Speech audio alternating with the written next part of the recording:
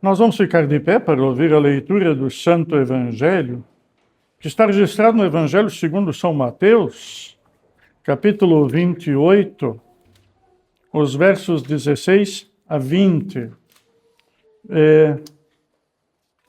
Página 1430. Mateus 28, 16 a 20. Onde lemos assim: Os 11 discípulos partiram para Galiléia, para o monte que Jesus havia designado. E quando viram Jesus, o adoraram. Mas alguns duvidaram.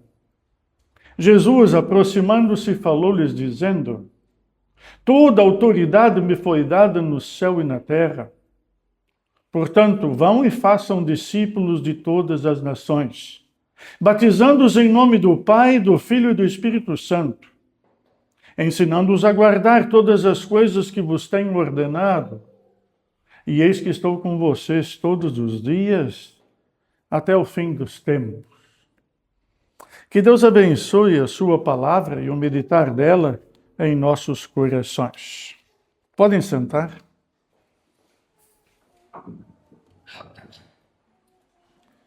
Em Cristo Jesus, estimados, nós vivemos esta semana um momento do calendário cristão e da liturgia cristã, a ascensão de Jesus. O curioso é que nem sempre se fala da ascensão, nem sempre se pensa no significado da ascensão. Isto se deve porque a ascensão acontece sempre numa quinta-feira, e são os 40 dias depois da Páscoa. Mas sabe, a igreja cristã tem seus momentos. Tem seus momentos festivos, seus momentos extraordinários. Quando Jesus nasceu, no Natal, foi um espetáculo.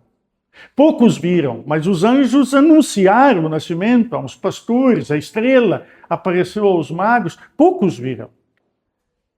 Depois, foi uma cena triste, a crucificação de Jesus. Uma multidão viu. Houve até quem gritava, crucifica-o. Mas daí ele ressuscitou.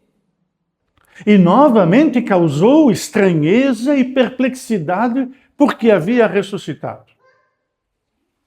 E agora, 40 dias depois, é o dia da ascensão. E Lucas, o evangelista que relata e que escreve Atos dos Apóstolos, no evangelho termina dizendo assim: E então Jesus os levou para fora até Betânia, e erguendo as mãos os abençoou, e aconteceu que enquanto os abençoava, ia se retirando deles, sendo elevado para os céus. E então eles, adorando, voltaram para Jerusalém, cheios de alegria, e estavam sempre no templo, louvando a Deus. Ascensão rima com o quê? Quando falamos de ascensão, pensamos no quê? Sabe, Jesus não podia continuar na terra, pois não? Como é que o ressuscitado, como é que aquele que viveu e que ultrapassou a morte, ficaria eternamente entre nós? Depois, o lugar dele não era cá. Ele veio do Pai e volta para o Pai. A ascensão é um momento de despedida. E sabe que as despedidas têm sempre alguma coisa com ela. As últimas palavras. Aquilo que é a última coisa que nós vemos e que vamos dizer. É um momento solene. Essa despedida de Jesus é solene. Ele simplesmente sai de perto deles e diz o texto de Atos que ele foi encoberto por uma nuvem. Sabe que a Bíblia, a palavra a nuvem, sempre esteve presente nas histórias bíblicas. Quando Moisés se encontra no monte Horebe com Deus, diz que uma nuvem encobriu o monte. Quando o povo de Israel caminhava no deserto, uma nuvem os protegia. do calor do sol durante o dia. Quando Jesus aparece no Monte da Transfiguração, uma nuvem encobre Jesus e os seus discípulos.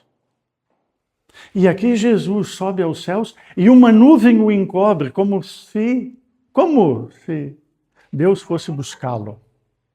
E o leva na nuvem para o seu local de origem. Sabe que parece uma história infantil, não? É difícil de acreditar. Nós somos os únicos. O texto bíblico dizia e diz: alguns creram e alguns duvidaram. É sempre assim. Alguns acreditam e outros não acreditam. Mas a verdade é que aconteceu algo mais neste momento solene. O momento de ascensão foi um momento de benção. Jesus abençoou os discípulos. O que é isto de abençoar? O que é isso de dar a benção? Provavelmente nós somos abençoados e nem sabemos, ou talvez sim. Mas sabe que a bênção traz consigo algumas coisas interessantes. Aqueles foram abençoados, e diz o texto que eles saem dali e vão para Jerusalém e estão no templo louvando a Deus e glorificando o seu nome. É que a bênção nos faz ter endereço. Endereço para o nosso culto, endereço para a nossa vida, endereço para as coisas que nós achamos importantes. E depois acontece o que acontece no texto de Mateus, a grande comissão.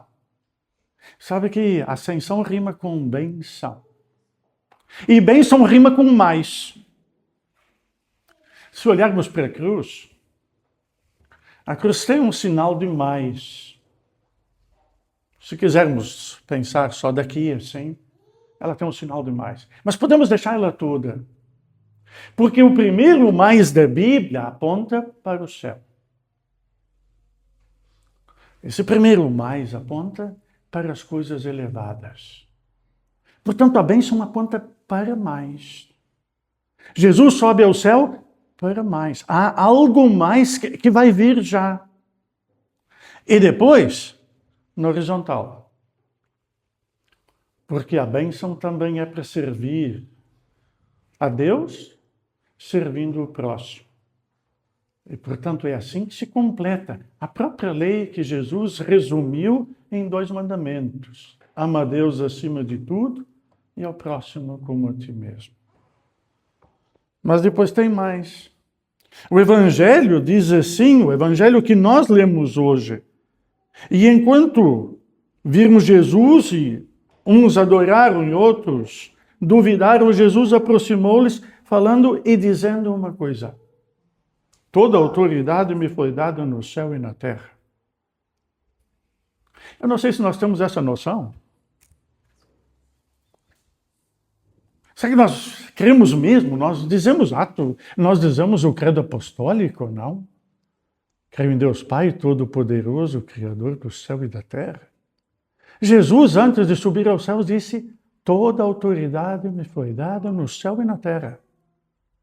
Ele não diz pouca coisa, pois não? Não é pouco isto. Isso não é um pouquinho, não é uma parte. Ele diz toda. E, portanto, aos abençoados ele lembra isto.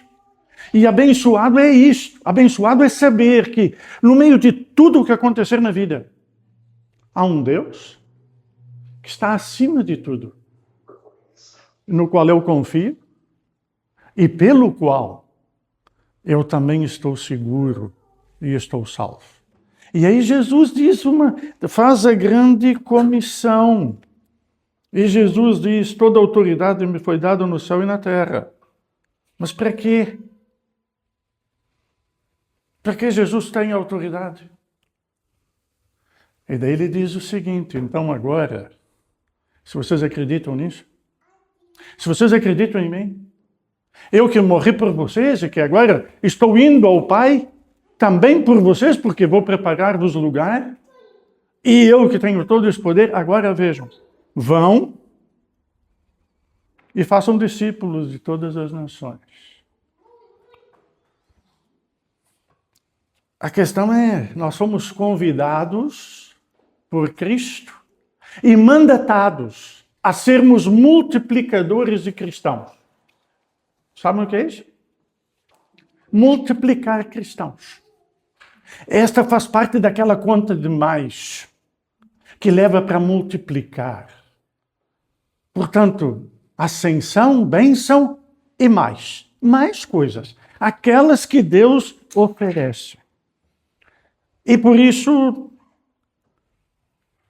nós somos convidados a multiplicar cristãos e lembrar de uma coisa. Não há um processo de seleção. Não fazemos uma ficha. Não fazemos algo ou uma entrevista para ver quem pode ser. Ser cristão é para todos. E, portanto, todos são chamados a ouvir e acreditar. E este é o papel da igreja no mundo. Esse texto aqui é o mapa que Jesus dá do papel que a igreja tem para desempenhar. E a missão é espalhar a mensagem do amor e do perdão para todo lado. Parece exagerado. Não parece? Não parece exagerado aqueles tipos cultuarem a Deus e estarem no templo todos os dias? Eles não tinham o que fazer? Nós podemos pensar que é exagerado anunciar e levar o evangelho até os confins da terra. Mas digam-me lá, o que nós ouvimos nas notícias não é exagerado? Não é um exagero ouvir todos os dias sobre violência, guerras, rumores de guerras, maldades cometidas? Não é um exagero? E contra esse exagero tem um antídoto. O Evangelho. A mensagem que traz a paz. Mensagem que o mundo não tem por ela própria. Que a igreja deve levar? Cumprir a vontade de Deus não está em nosso poder, mas está ao nosso dispor. Nós não somos poderosos para fazer isto, mas está a nosso dispor fazer isto. E esta é a beleza disto. Esta é a coisa bonita do texto. É que nós não estamos sozinhos. Jesus nunca disse, façam tudo por vossa conta. Não. Eu estou convosco, diz ele. Eu estou convosco todos os dias até a consumação do século. E nós estamos juntos. É uma missão coletiva. É uma missão que a igreja faz. É uma missão que a congregação tem. Juntos fazemos a obra de Deus. Porque Ele está conosco. A presença divina em nossas vidas. Presente em nós, para nós e para os outros.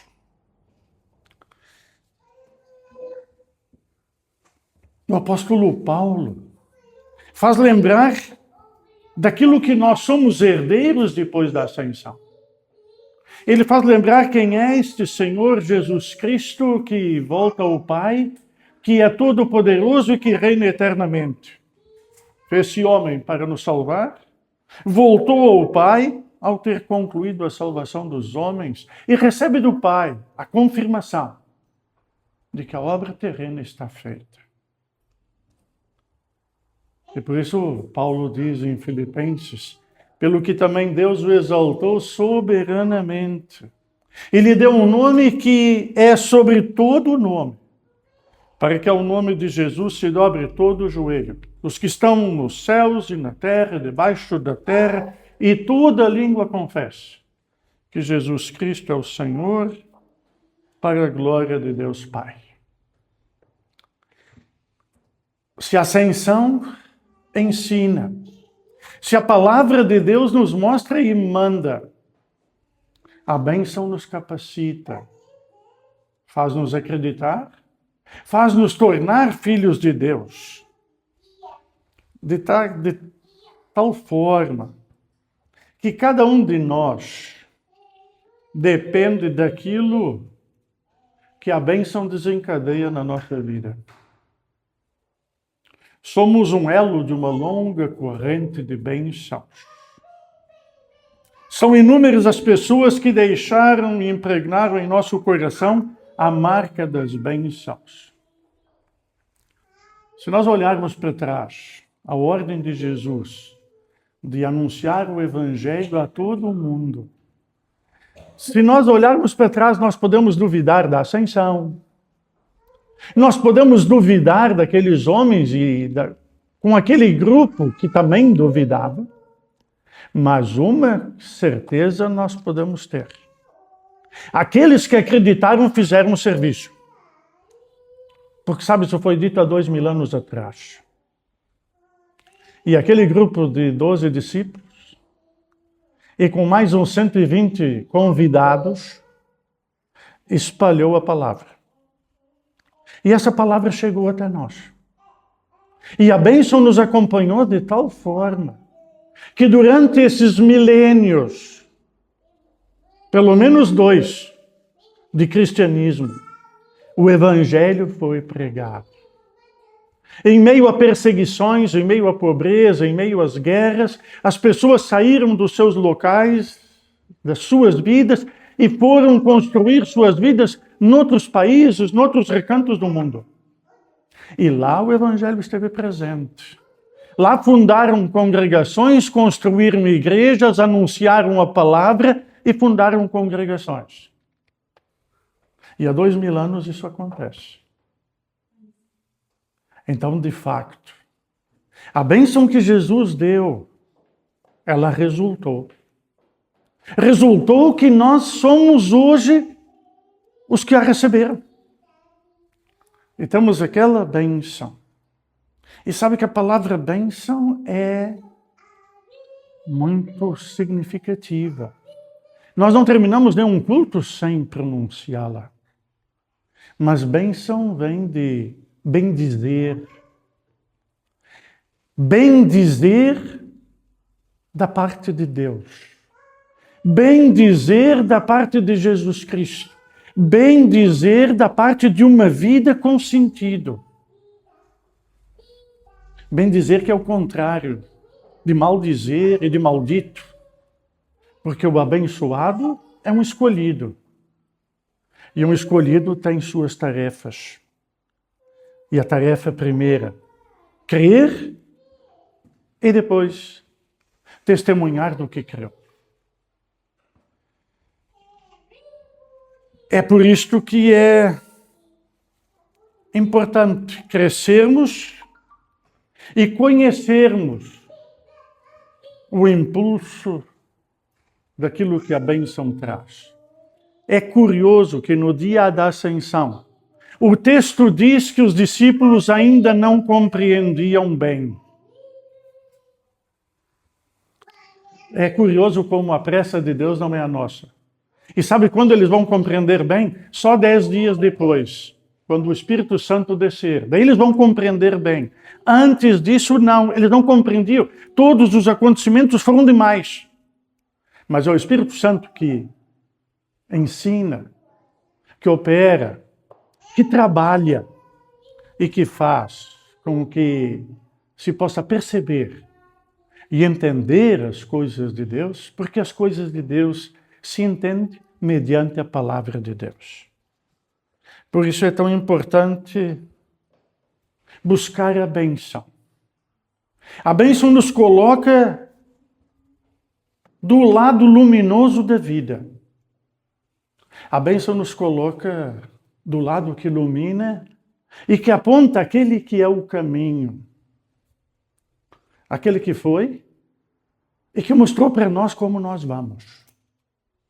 Aquele que disse, eu sou o caminho, e diz, portanto, é por mim que vocês vão. Assim é que a bênção é estar do lado da luz para poder viver melhor e ver melhor ao nosso redor. E o tempo também se ilumina, mesmo em meio às trevas desse mundo. O tempo se ilumina quando nós nos colocamos sob a luz de Deus, sob a luz de Cristo.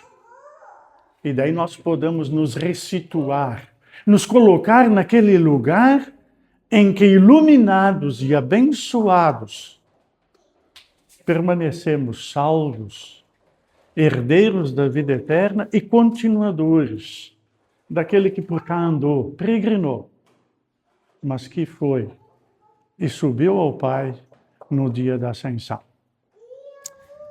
Que, ao celebrarmos a Ascensão, nós lembramos de que Jesus tem todo o poder no céu e na terra. E que nos deixou uma missão. E que assim como os nossos antepassados a cumpriram, que nós a façamos cumprir entre nós. E que a luz da sua bênção ilumine mentes e corações.